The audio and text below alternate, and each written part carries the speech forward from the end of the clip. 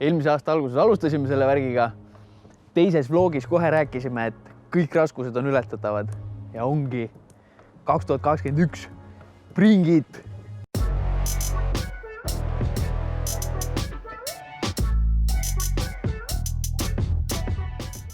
Jaanuar juba poole peal. Sa peaksid nüüd ammu juba olema full speed. Ma loodan, et sul on ka mingi visioon, kuhu sa selle aastaga jõuda tahad. Aga eesmärk, see on ainult sihtkoht, kuhu jõuda. Tegelikult toevad need igapäevased tegevused, mis sa teed. See usk, mis sul on endasse, et igapäevaselt tehagi neid raskeid asju, mis on vaja. Et õppidagi need uued asjad, mis sul on vaja, et jõuda sinna, kuhu sa tahad jõuda. Igapäevaselt need võivadki tunduda mingid tühised, väikesed, tüütud asjad. Aga kui iga päev väikene samm õiges suunas, aasta lõpuks see annabki kokku sinu selle suure visiooni. Aga nüüd ongi aeg tegudeks. Ehk kui sa mingi eesmärgi endale aastaks võtsid, mingi suur unistus, kirjuta välja mingid suuremad plokid, mis sul vaja on, et sa sinna jõuaksid.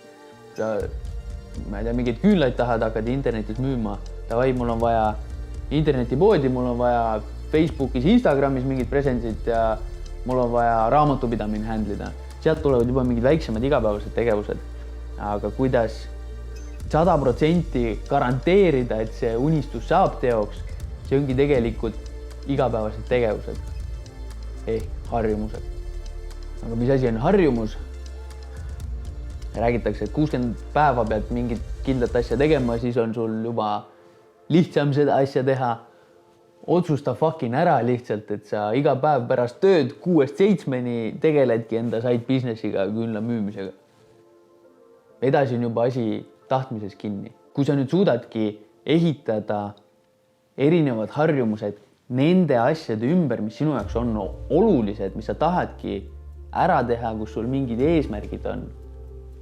Kui sa iga päev nende asjadega tegeled, sul on pool võitu juba käes. See, kuidas sinna jõuda, see tuleb asja käigus. Aasta algus ongi minu jaoks ka niisugune huvitav aeg. Jälle mingid uued eesmärgid, visioonid. Prioriteedid on muutunud, siis mõtled ise ka juba ümber endal vastavalt prioriteetidele, siis päevakava peab ka muutuma, okei, ma pean hoopis sedasi tegutsema. Huvitav aeg. Ja kui sul ongi jälle korraks oled pühade ajal maha istunud, läbi mõelnud, visioon on nii palju selgem, nüüd on jälle motti nii palju rohkem, tahaks kõik maailma asjad ära teha. Nädala alguses panime selle korteri müüki. Georgiga sai juba leppida, et tuleme siia filmima nädala lõpus, teeme tuuri. Eile näitasin korterit 6-9 iga 15 minuti tagant, see juba läinud. Aga ilus korter ka, mõnus, ubane. Turg on nii aktiivne siin aasta alguses.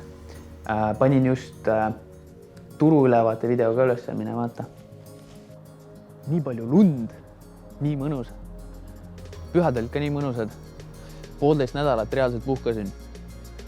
Käisime suusatamas ja nüüd on motti pikaks ajaks veel. Loodan, et sinul tuleb ka vinge aasta. Me näeme kindlasti veel. Nii et järgmise korrani. Tšau!